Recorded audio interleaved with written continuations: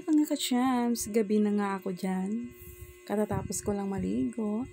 At nag-unboxing nga ako ng aking parcel from TikTok.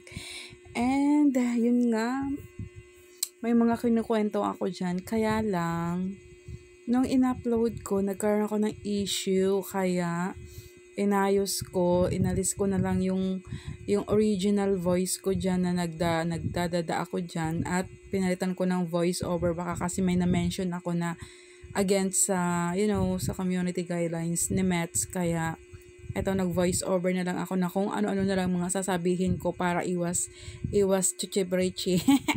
Basta kung ano-ano na lang, basta panoorin nyo na lang mga ka-chams, hindi ko na alam kung ano mga sasabihin ko pa. And yun nga, yung main story ko dyan ay nag-unboxing nga ako ng aking parcel from TikTok. And minsan, pag natatanggap mo yung mga order mo, galing sa online, minsan natutuwa ka. Tapos minsan naman, ay, ito lang pala yun. Ay, ang laki na naman ang nabawas ng pera natin. Kaya puro na lang tayo kabudulan sa TikTok.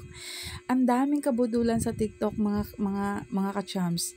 Ang daming mong pwedeng bilhin, pera lang ang wala. Ang dami talagang magaganda na, alam nyo, natutokso ka kasi si seller ang galing mag-sell stock.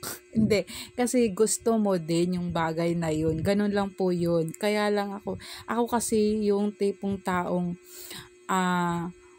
mabilis maengganyo. Oo. Tapos nandito na, pagdating na, tinatambak ko na lang. Yung addiction ko sa mga ganun-ganon. Lalo na nga pagka yung basta, yun na yun mga ka-chams. And yun lang for today's video. Thank you for watching. Wala na akong ibang sasabihin. Bye!